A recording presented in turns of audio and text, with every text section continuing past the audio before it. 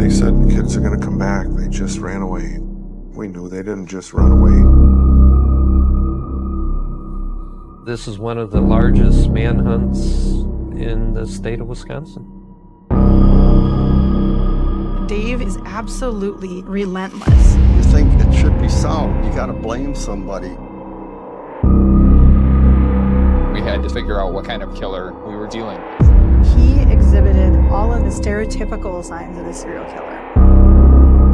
When an investigation runs out of leads, it becomes a cold case. Years pass, and hope fades. But for the families of the victims, these cases are never cold.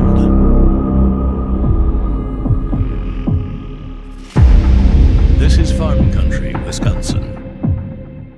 High school sweethearts Tim Hack and Kelly Drew are at the wedding of a friend. The couple has plans to go to a carnival, so they don't stay long. They have a drink, then disappear into the night. Never to be seen again.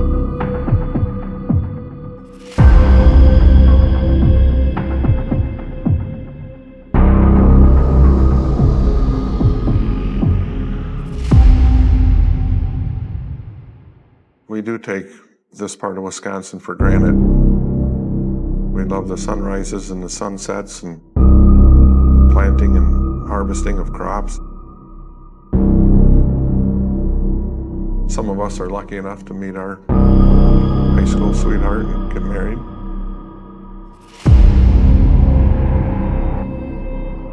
Tim and Kelly started dating in high school. Tim would bring Kelly out to the farm. I thought it was kind of cool that a city girl would come and hang around with a farm boy. They were a good couple. I really do believe that the two of them would eventually be married. That they would be a couple for life.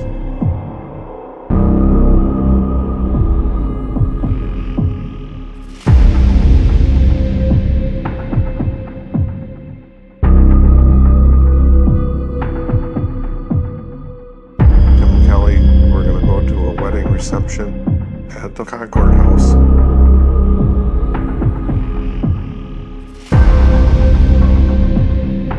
Tim and Kelly get to the Concord house at approximately 10:30 p.m.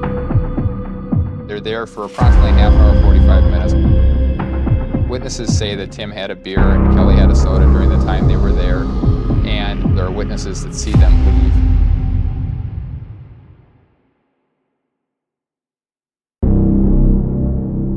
The next morning, get up and get work done. Except when you got up in the morning and Tim wasn't there, instantly there was a level of concern. If he wasn't going to come home, he's going to stay with a friend, you'd call.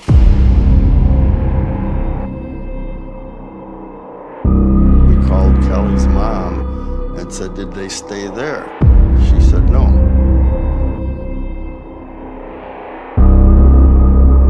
I drove up to the Concord house to look. Tim's car was still there. The door wasn't quite shut, and his wallet was still in the car. And that was not like him to do stuff like that. From there on, we finally realized Tim and Kelly are gone.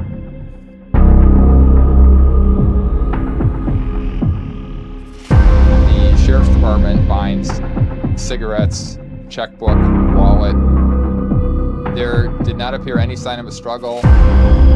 They were boyfriend and girlfriend. There was some talk, I remember, did they elope? Did they take a bus someplace?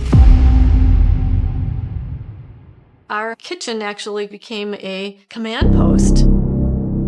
Dave knows that something's wrong. Something has happened. We need to figure out what happened. If they had run off to Las Vegas and got married, they would have called us. They wouldn't have let us sit and worry about them. And first 4 days, they were talking to all the employees from the Concord house. We were talking to wedding guests. One consistent thing that was reported was that there was this dark, dirty van that had been in the parking lot. One witness specifically recalled the van taking off sort of in a suspicious fashion, in a quick way. The Concord house itself was right next to the interstate. There's a big parking lot. There's not a lot of lighting or anything out there. If you were intent on abducting somebody, all you had to do was wait for the right moment. We need to find the kids.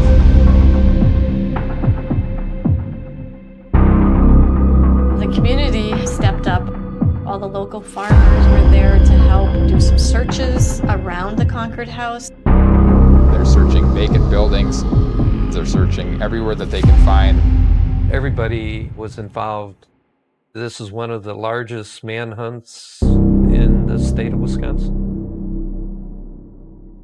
Didn't seem real. Nothing seemed real.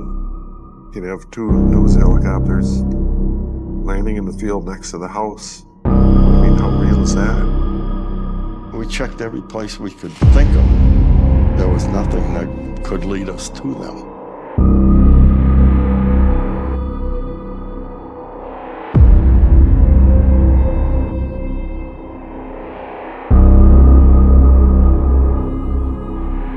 A teenager on his tractor had seen something as he was driving that caught his eye.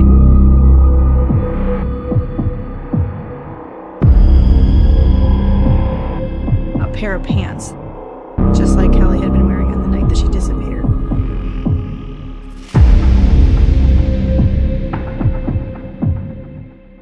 Both the left and the right leg are completely cut from the ankle all the way up to the waist. So in other words, the pants could have still been on her body, but they had been cut away. Just magnified what I had thought all along, that someone had definitely raped her. Over the course of 10 days, multiple pieces of clothing belonging to Kelly are found along the roadway within a 6-mile radius of the Concord house, as well as about a dozen pieces of rope with various knots tied in it. We have very good evidence now, but we need Tim and Kelly.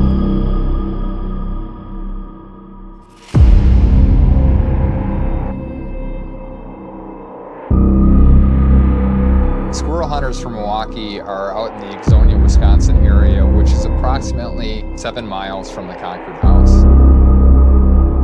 While they're walking through a wooded area, they stumble across a body and immediately contact law enforcement. It's dark out, it's nighttime, so law enforcement sets up a perimeter around this area until daylight. Approximately 100 yards away, they locate a male body that's fully clothed and appears to be the same clothing that Tim was reported to have been wearing on August 9th, 1980. The manner of death for both of them was homicide. They had the radio on, and they announced over the radio that they had indeed found both bodies. And so I remember walking in the kitchen, and the detective is there with my parents, telling them that they did indeed find Tim and Kelly. There were ligature marks on Kelly's ankles and wrists that were consistent with having been bound. Kelly was most possibly strangled based on damage and insect activity around the throat area. So then these pieces of rope we're finding along the roadsides become extremely significant. There's the regular square knot, but there's also half hitches, clove hitches, bowline knots, knowledge of knot tying. Somebody that's been in the Navy or the military or in the trades, like a carpenter, maybe a painter. It's not going to just be your everyday person that's going to tie these types of knots. This is a tight-knit community, so the phone calls are coming in, the tips are coming in. There's a tip that comes in from a woman who believes that her husband may have been involved in the murders of Tim and Kelly. This suspect, Mr. James, lived in the area where the bodies were found. He does roofing work, works with ropes. He's known to carry a knife on his belt. He has a van. And on August 10th of 1980, shortly after the disappearance of Tim and Kelly, he has his wife and stepdaughters completely clean out the van. A lot of things are adding up here. This could be the guy that took Tim and Kelly.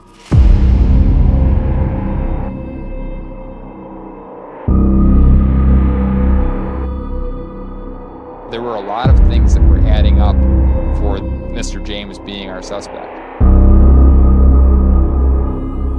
So a search warrant is obtained to search the property to try to see if they could find anything linking Mr. James to Tim Hack and Kelly Drew. They retrieve clothing that is eerily similar to Kelly's shirt,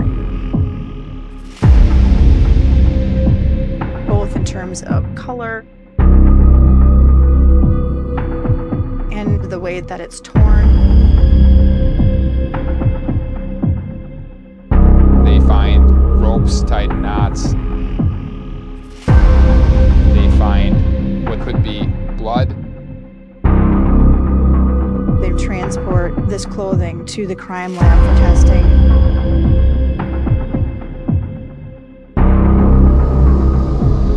As they're conducting a search, they received information from his wife. She said that he's an alcoholic, he's violent. He, according to his wife, had tied her up in the past. And then his wife said that her daughters, his stepdaughters, were being sexually assaulted by him. Officers took him into custody so that he could be questioned in regards to Tim and Kelly.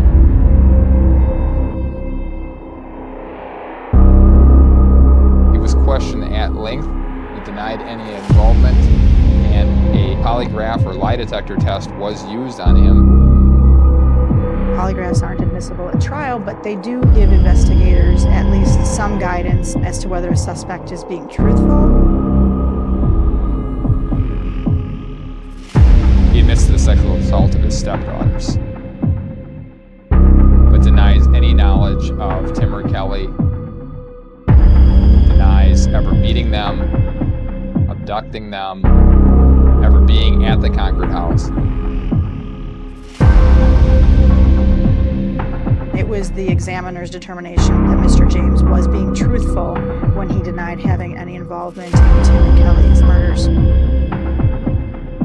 Mr. James ultimately is convicted of the sexual assault of his stepdaughters and sent away. However, he remains a suspect in this case.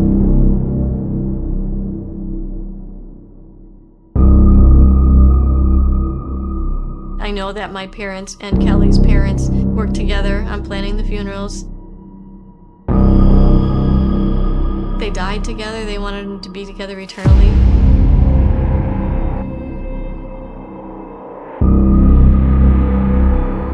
Dave never let it go because Dave was always searching for justice for Tim. You think it should be solved. You got to blame somebody. We're looking at anything that was going to help solve it.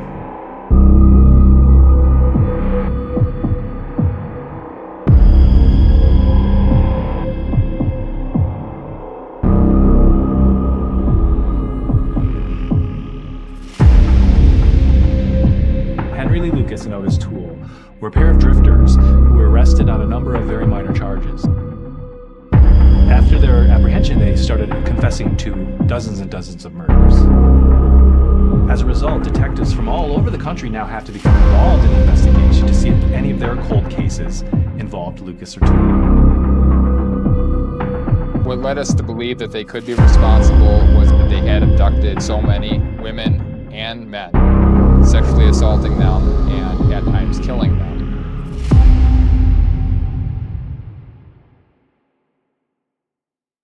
There were a total of either 4 or 5 cases in Wisconsin at that time that were unsolved that could have been them. A serial killer with a drifter lifestyle can leave a trail of bodies, and no one can actually pinpoint them to be in that location at any given time.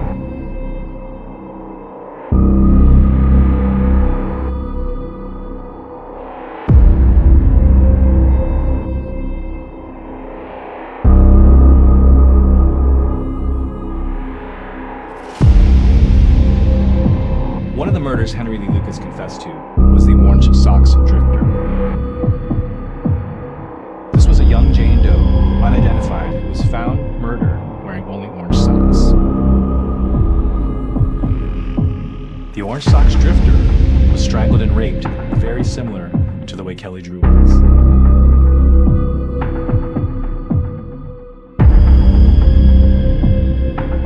Because of the similarities in these crimes, this was a significant motivating factor for detectives to go interview Lucas and Toole. There was optimism. Now it's getting serious. You just had that feeling that they were going to solve this case.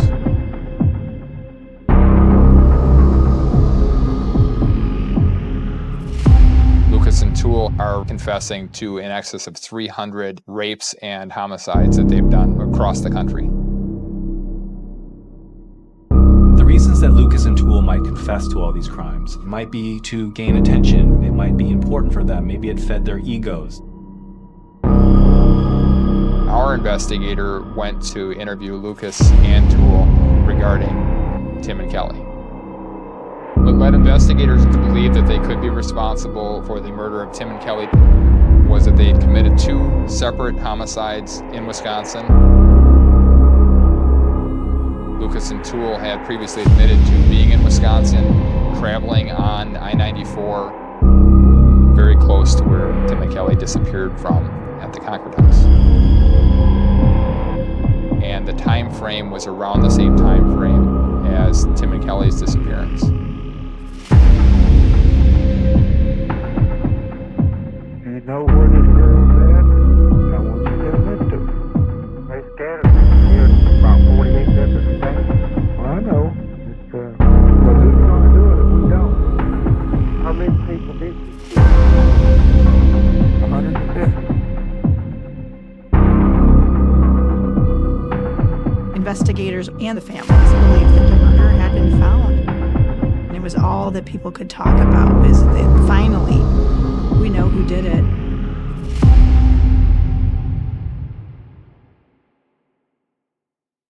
Investigators established a detailed timeline and find that Lucas and Toole were in Wisconsin in September and October of 1980. However, they were not in Wisconsin in August of 1980. I mean, they certainly were killers, serial killers even, but they were not involved in Tim and Kelly's murders. Tips aren't coming in. All the evidence that has been found has been processed, has been sent in. All the leads that have been developed have pretty much been followed up on. The reality was we weren't making any progress towards identifying a suspect. Eventually the leads dry up and the case goes cold.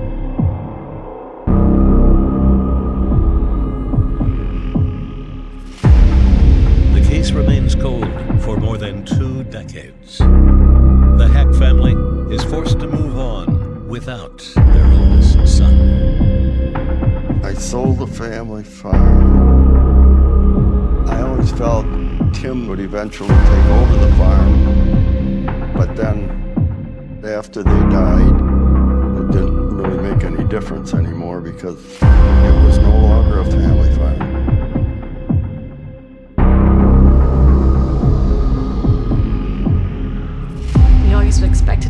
tell him to be there to run the farm, to run the crops. It just leaves a hole. When I turned 18, my parents gave me Tim's car, and I still have the car, and I still drive the car, I still love the car. I just didn't want Tim and Kelly forgotten.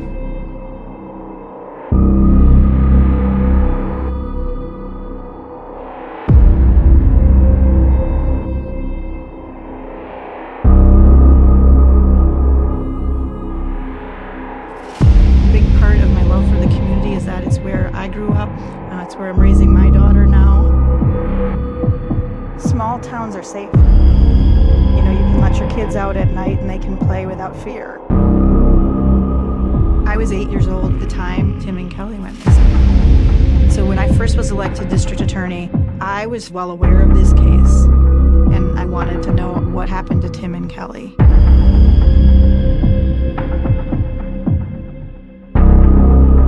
When I got the case, it was 26 years old at that point. Knowing what a big case this was after being unsolved for so long, it immediately became my number one goal to solve this case. I reviewed thousands of pages of reports, attachments, maps, and photos. But in general, there's limited evidence I have to go with. But what I do have was Kelly's clothes. At that time, DNA is becoming more and more popular. That was something that wasn't available to law enforcement back in 1980. The clothing was submitted to the Wisconsin State Crime Lab, and they told us that they did have DNA. The DNA located on Kelly's pants and underwear was from seminal fluid. So this was a huge break in the case. This is incredible. I think for the first time in my life, I felt like there's a ray of hope here. In looking at the maps, you could see where there were clearly 3 major roads that were used to dump the bodies and to dump the evidence.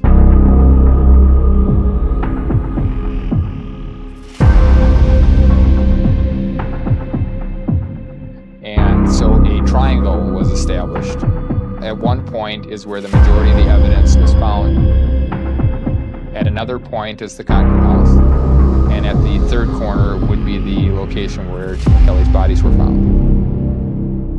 So this was something somebody used to throw us off the track, or this person lives or is very familiar with this area.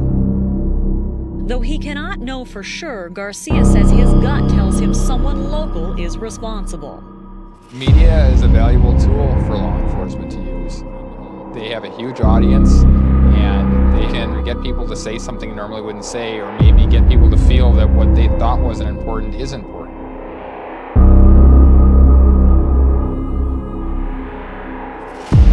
It had been a couple months since the news story ran, and one evening I received a phone call.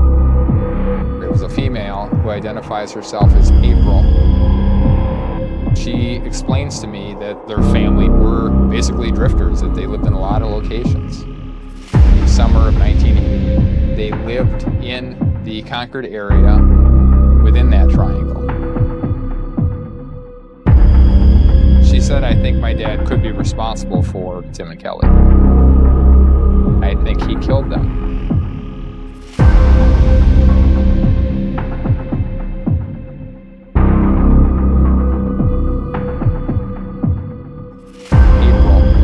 Father may be involved in the disappearance and killing of Tim and Kelly. And she said his name is Edward Wayne Edwards. She tells me about a book that he had written that she said would explain more about her father.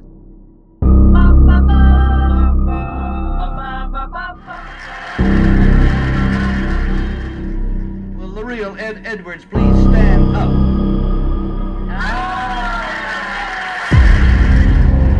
Back in the early his 70s. Edwards appears on numerous talk shows and game shows with this book about his life as a master criminal.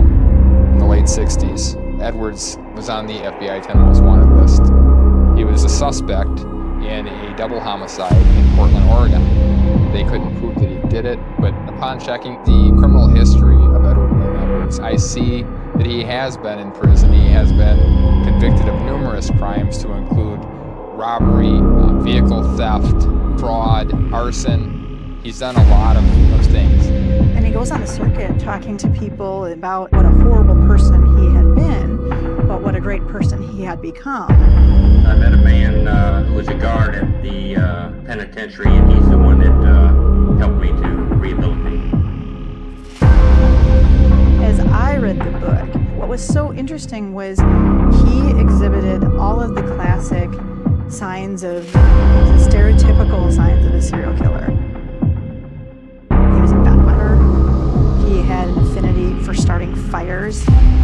He was extremely controlling. For some serial killers, the need to put on a normal face to interact with members of society and have access to victims is very important. In fact, if they looked unusual or weird or bizarre, they might not get to approach victims in the way that they need to. My life has certainly been anything but good. Dangerous, yes. Honest, no. In addition to that, Edward's daughter, April, had told me her dad was in the military, that he had been dishonorably discharged from the military. So Ed Edwards knows how to tie these knots. And his house is smack dab in the middle of where Kelly and Tim were last seen alive and where their bodies were ultimately located. This drifter, stranger who floated around, who wasn't really from Wisconsin. He wasn't from Jefferson County. We obviously have a new prime suspect. I start going back through the reports and seeing if there's a mention of Edward Wayne Edwards. And I had him on my suspect list. Edwards was interviewed in early September of 1980. He really didn't have a lot of information to offer. He did not know anything about Tim or Kelly's disappearance. The one thing that stuck out to me was that he had a broken nose. He said it was a deer hunting incident that caused the rifle to kick back and caused the broken nose. That seemed odd to me. Gun deer hunting in Wisconsin is November, not in August.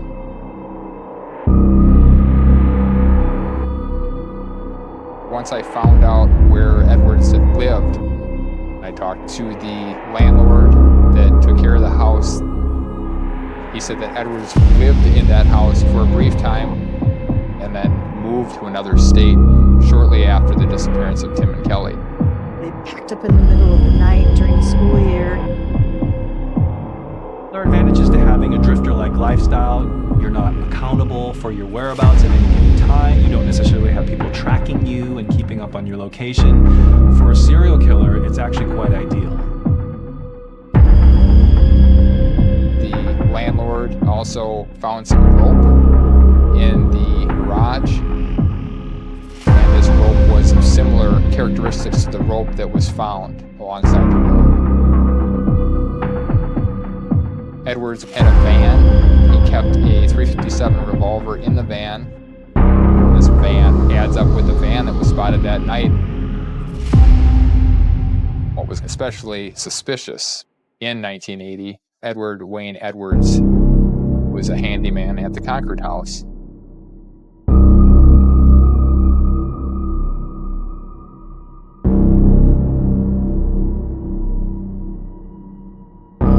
Everything was making sense.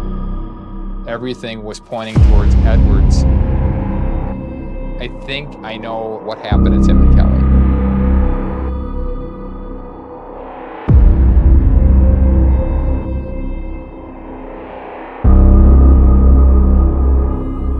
Edwards was waiting in the parking lot. Kelly fit the profile he was looking for. Tim being a strong farm boy, got a good swing in on Edwards, causing the broken nose. And that's when Tim was stabbed.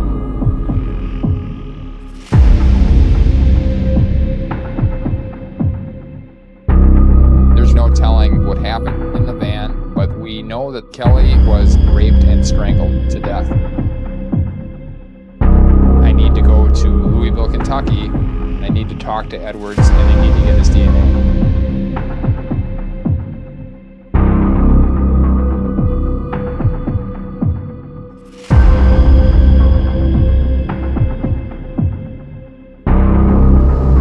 If Ed Edwards truly was a psychopath, not having a conscience, not having empathy, not being afraid of punishment would have made it very easy for Edwards to kill again. I was nervous. I realized what kind of person I was dealing with. There was a high probability that Edwards committed these crimes. He is a very, very dangerous person. This was it.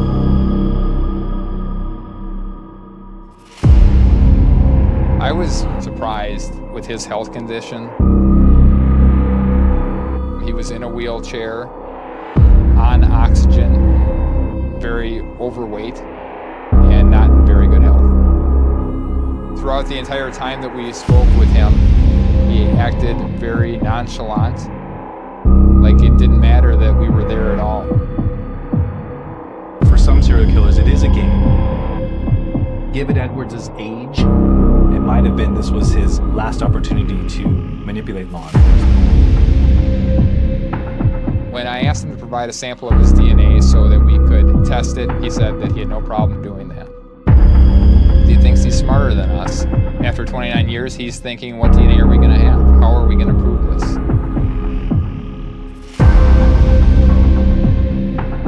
Turns out it's a match.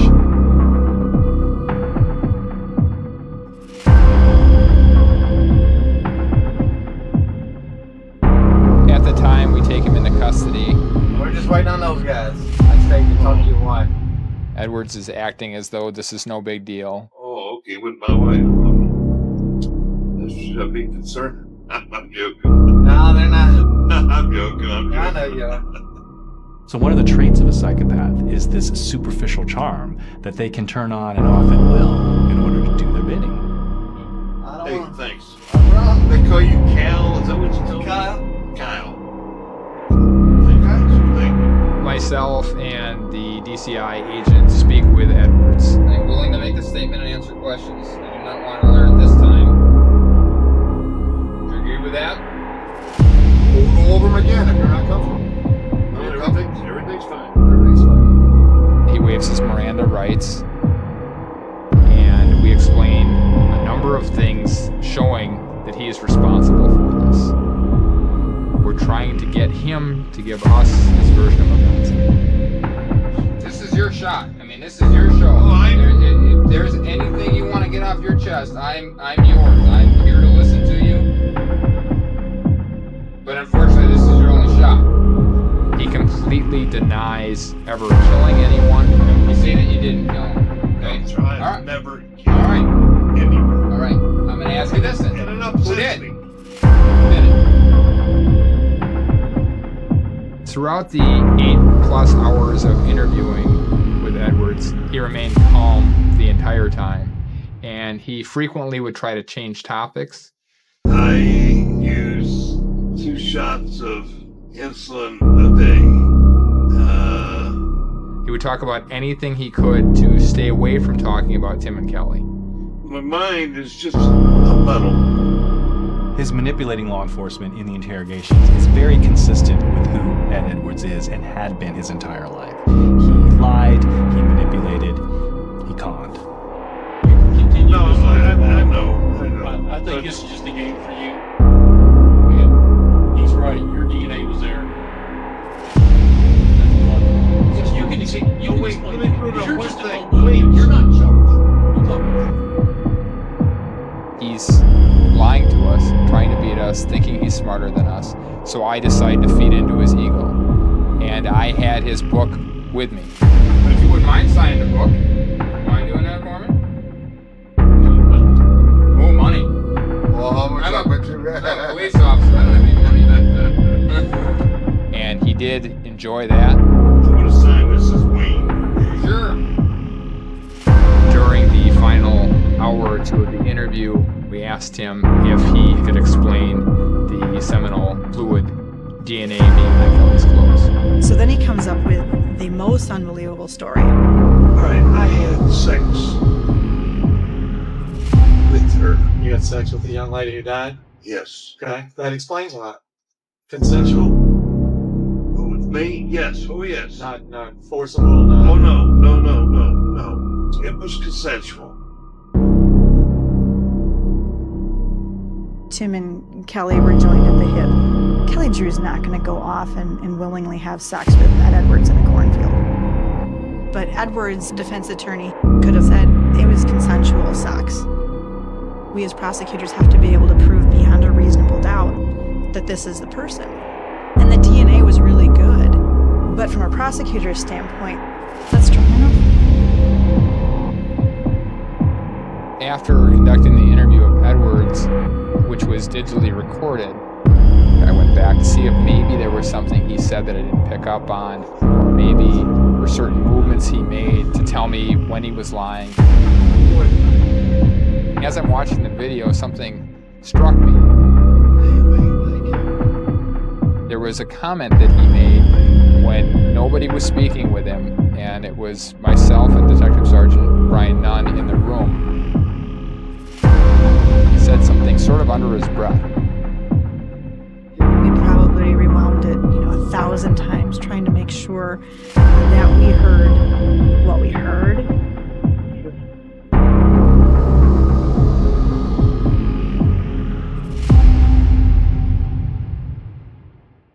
I can remember exactly where I was when I heard that recording. He thought it was under his breath, or maybe it was subconsciously that he said it, but he clearly wasn't saying it out loud. It was quietly said. And after listening to it repeatedly, and having many others listen to it repeatedly, everyone agreed that what he said is,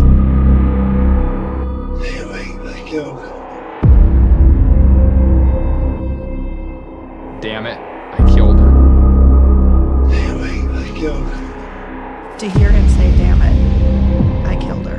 It's that goosebump moment. Rarely do you have someone who's committed a double homicide actually admit what they did, and that took away any possibility that he would not be found guilty. We got him. We got our guy. Ultimately, he pleads guilty to killing Tim and Kelly. We don't know why he confessed. He had been playing a game of cat and mouse for many years.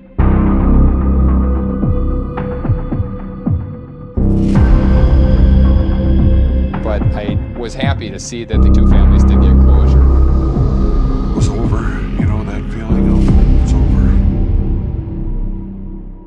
Ed Edwards returns to Wisconsin to face justice for the murders of Tim Heck and Kelly Drew. But as his health fails, he reveals a 33-year secret to the cold case detectives. While Edwards is in the infirmary in Wisconsin, he begins sending letters to a detective in Ohio regarding two other young people that he had murdered, Billy Lavaco and Judith Straub. His goal is to return to Ohio and get the death penalty for killing them. Edwards wants to maintain control over his life, over his trajectory, and he will say anything and do anything when the opportunity presents itself to maintain that control. He's again trying to manipulate the system and control his future. But he doesn't know that there was a chunk of time that went over the Lavaco and Straub homicides where the death penalty did not apply. So once he realizes that, Edwards confesses to killing his foster son, Danny. bad, but apparently not bad enough that I kept from doing it. And that's the case that is death penalty eligible. We don't generally, in prosecution circles, give defendants what they want, but it's going to solve 5 homicides now. There are people working in law enforcement who do believe that Edwards committed many more murders than he confessed to. Edwards was an over-the-road truck driver that traveled to California in the late 60s. Because of this, some people believe Edward Wayne Edwards is the Zodiac Killer. The Zodiac Killer was a serial killer who operated in Northern California in 1968 and 1969. Some of the links include the fact that Edwards was a drifter. He could have been in California at this time. The fact that Edwards killed couples and that the Zodiac Killer also killed couples. Symbols that are used to sign off on the Zodiac letters consist of 13 symbols. Edward Edwards is 13 letters, and his birth name of Charles Murray is 13 letters as well. The more trouble you get into, the bigger you are. This is why I was out there committing the crime, was for the recognition.